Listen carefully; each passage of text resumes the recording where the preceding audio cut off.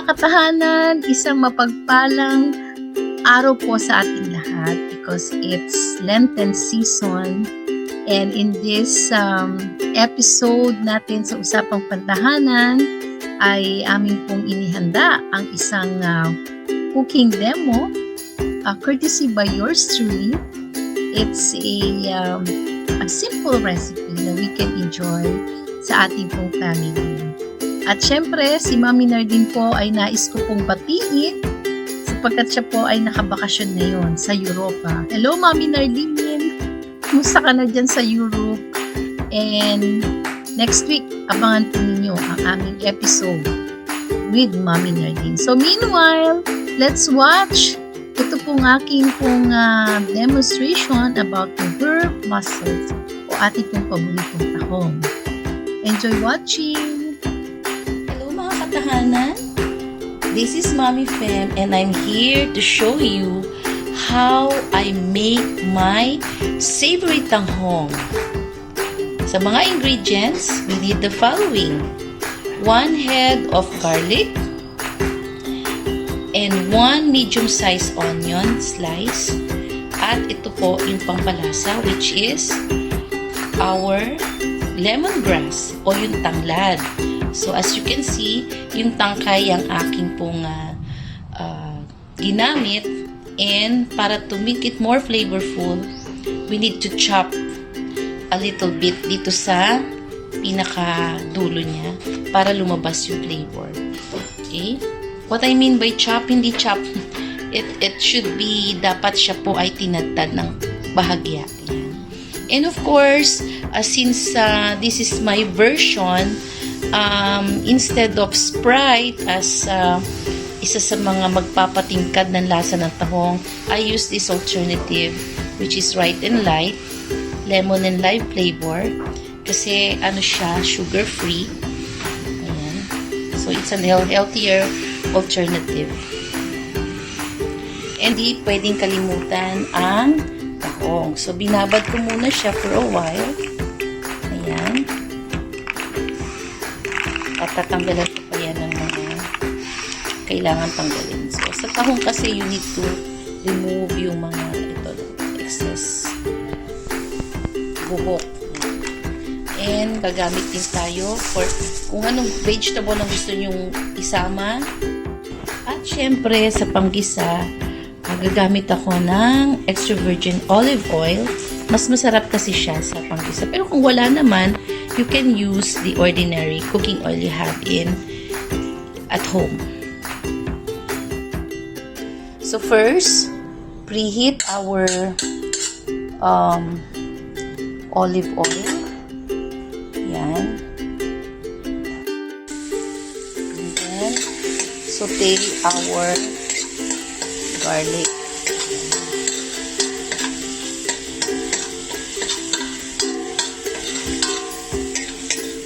I suggest hindi masyadong i-brown kasi baka hindi na masarap yan at sobrang brown. And then we put our onions. Simple lang talaga siyang gawin.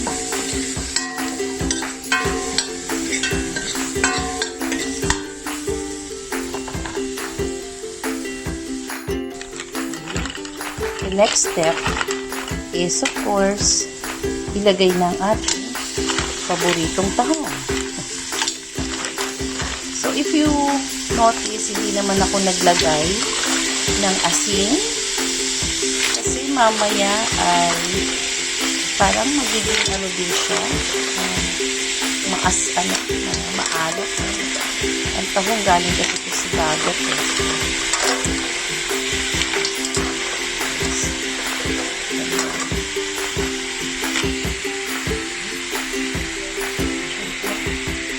Halo-halo din natin para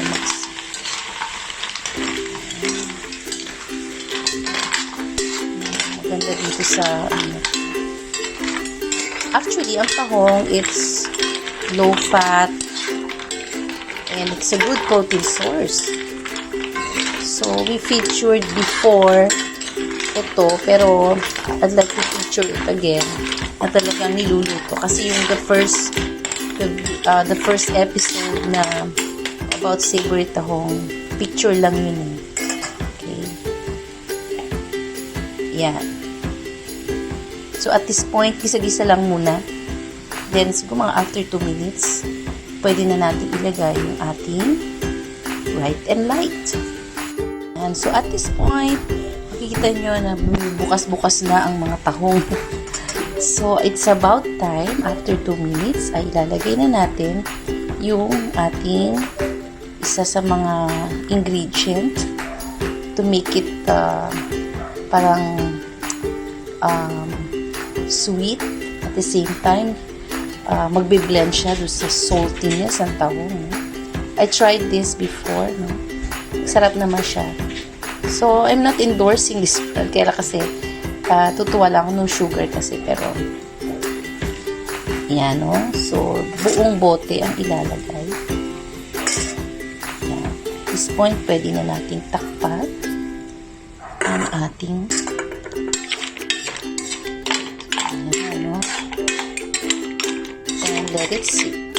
Kasi magtutubig pa po si tahong natin. At syempre, para bumango, yan, pwede na ho nating ilagay yung ating paboritong tanglad. At tatakpan na natin siya. Sorry. Ayan, tatakpan na natin siya hanggang siya ay maluto. So, after 2 minutes, tikman natin. Anong lasa niya? Manamis-namis. If you want to add asin, okay lang. Para mag-balance. Konti lang naman. Sprinkle lang. Manamis-namis yung ating dish. Because of at least ito,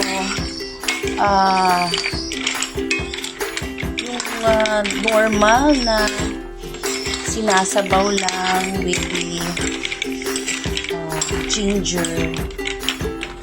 Hindi ko pa malasahan masyado yung lemongrass. Kailangan i-ano natin siya sa sabaw. Let's wait for another 5 minutes. Sarap siya. Okay. So, this is our finished product. Ayan. I usually serve this with hot rice. Ayan. And with other seafoods like shrimp. Or as is lang. Okay. So, happy lunch or happy dinner po. I hope that you enjoyed itong ating simple but healthy demonstration on how to cook our favorite tahong. Bye! Ito po si Mommy Fem. So, thank you so much sa panonood ng ating pong cooking series for this week featuring my version of herb mussels. And I would like to take this opportunity to say hi to my partner who's now in Europe, enjoying and having her vacation. Mommy Narlene, kamusta ka na? And next week, huwag niyong kakalimutan muli to tune in dahil ang hatid naman po natin ay yung episode na we prepared courtesy of Mommy Narlene with regards to her Europe trip. Ayan, atin po nga alamin ano ba ang mga magagandang destinations sa Europe. What are the travel tips yan, na ibabahagi po sa atin ni Mommy Narlene kung tayo po ay magbabakasyon sa Europa o sa ibang parte ng mundo. Yan, so abangan po ninyo yan. Muli, sa ngalan po ni Mommy Narlene, ito po si Mommy Fem na pansamantalang nagpapaalam, and see you next week for our new episode. Dito lamang sa Usapang Pantahanan.